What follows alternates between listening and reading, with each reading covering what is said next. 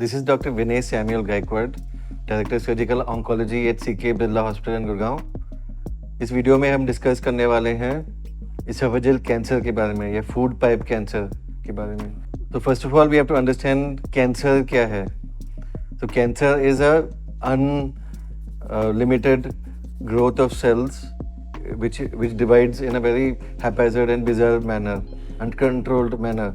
अगर ये cancer food pipe में हो जाता है या इसोफेजियस में होता है, इसमें इसको कहते हैं हम इसोफेजियल कैंसर। तो रिस्क फैक्टर्स क्या है इस कैंसर का? मोस्ट इंपॉर्टेंट रिस्क फैक्टर है tobacco and tobacco products such as smoking, tobacco chewing, gutkha and so on so forth. Number 2 is alcohol. Number 3 could be smoked meats that are eaten in a raw manner. ये सारे risk factors हैं।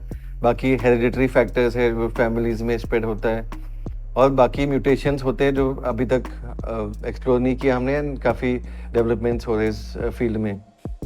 But basically esophageal cancer can happen to anyone. So once we understand what is esophageal cancer, we have to understand the symptoms. The most common symptom is difficulty in swallowing. काफ़ी समय के लिए, 1-2 महीने के लिए या even 2-3 weeks के लिए अगर हम swallow नहीं कर सकते ठीक से, निगल नहीं सकते, that could be a warning sign of esophageal cancer.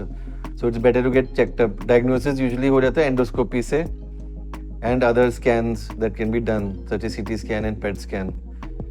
Now treatment, coming to the treatment part of it, अगर upper 1/3 में होता है जो गर्दन के हिस्से में होते हैं, that is usually treated by chemo and radiation only. Usually operation की ज़रूरत नहीं पड़ती है बिकॉज काफ़ी अच्छे रिजल्ट आते हैं उससे। बट जो छाती में है और पेट में है, mid and lower 1/3 of oesophagus, उसमें यूजुअली कीमो रेडिएशन के बाद सर्जरी भी लगती है। Without operation it is very difficult to attain a cure. This operation is a major operation. It can be done through conventional ways, normal चीरा लगवा के, या लेप्रोस्कोपिकली, थोरेकोस्कोपिकली और रोबोटिकली।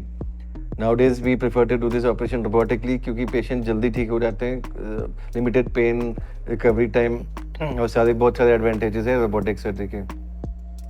मेन कॉम्प्लिकेशन इस सर्जरी के है when we remove the oesophagus, we have to make a new food pipe with the stomach. जो पेट है उसका ट्यूब बना के हम यूजुअली ज्वाइन कर लेते हैं या गर्दन में या छाती में। तो that has a risk of leakage.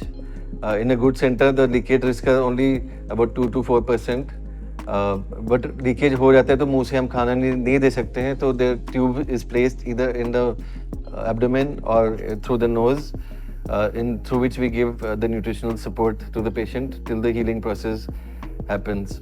Other complications such as chyle leak, infection, bleeding, जो बहुत सारे बाकी operations में भी होते हैं, that is all part of the complications that can happen after the operation. But by and large, it is a safe operation, although it is a major operation, and if done in experienced centers, high volume centers, there are excellent results after this operation. And it is very important to understand कि ये operation जरूरी है for attaining a cure. So I hope in this video we have understood basics of esophageal cancer, including risk factors, treatment, and complications.